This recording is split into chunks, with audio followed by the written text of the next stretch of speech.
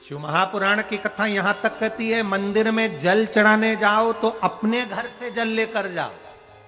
मंदिर में तो बाल्टी भरकर रखा रहता है, लोटा भी रखा रहता है, कलश भी रखा रहता है। मंदिर का पानी भरकर, मंदिर की बाल्टी में से जल भरकर शंकर भगवान को नहलाना सरल है।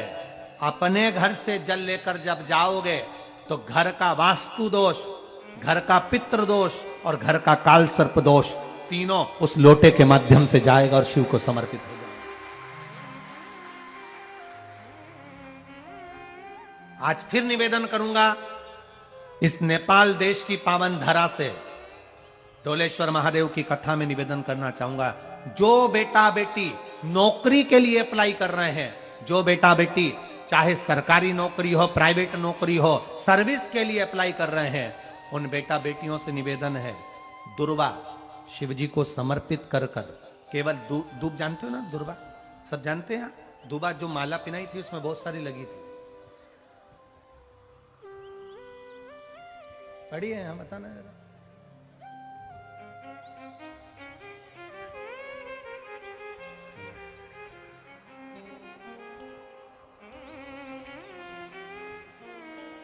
दुर्वा,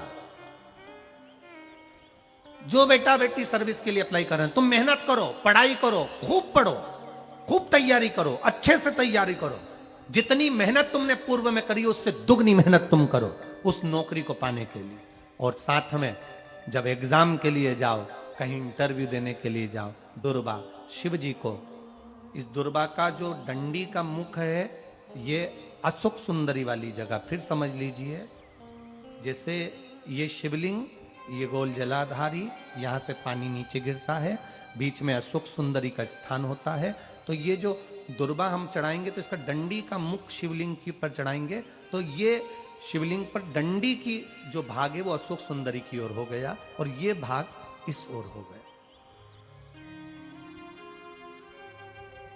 शिव जी को समर्पित कर कर पहले दुर्वा चढ़ाएंगे, उसके बाद में देवाधिदेव महादेव को एक लोटा जल जो तुम घर से लेकर गए हो वो समर्पित करो। 3 महीना लगातार अपनी पढ़ाई की मेहनत करो, अपने इंटरव्यू की मेहनत करो और खूब अच्छा पढ़कर साथ में एक लोटा जल और दुर्वा शिव जी को भले 10 दुर्वा की जगह केवल एक दुर्वा चढ़ाओ, चढ़ाकर जल चढ़ाना, 3 महीने तक लगातार बाबा से प्रार्थना करना। विश्वास कहता है अगला पत्र तुम्हारा व्यासपीठ पर होगा, नौकरी मिलेगी, निश्चित है। आप करो मेहनत, कर्म करने में पीछे मत हटना, पढ़ने में पीछे मत हटना, विद्या अध्ययन करने में पीछे मत हटना, अच्छी एजुकेशन पाने में पीछे मत हटना। पहले मेहनत अपनी करो। पूर्व में जो इंटरव्यू दिए हैं उसमें जितनी कमी रह गई, अगली कमी को पूर्ण करने के लिए अच्छी मेहनत करो, खूब पढ़ो, खूब अच्छे से विद्या अध्ययन और फिर बाबा पर समर्पित होकर जाओ, बाबा पर विश्वास कर कर जाओ, भरोसा पूरा कर कर जाना। इंटरव्यू देते समय अपना विल पावर मजबूत होना चाहिए कि मेरे साथ मेरा काल अधिपति महाकाल है, अब निकल कर मानो। हम दुकान खोलते हैं, कपड़े की दुकान खोल रहे हैं, किराने की दुकान खोल रहे हैं, लोहे की दुकान खोल रहे हैं, भंगार की दुकान खोल रहे हैं, किराना की दुकान खोल रहा है, पान की दुकान खोल रहा है। हम दुकान खोलते हैं पर दुकान खोलने से पहले तुम्हारे 2 मन हो जाते हैं, चलेगी कि नहीं चलेगी, खोल तो लूंगी, चलेगी कि नहीं चलेगी।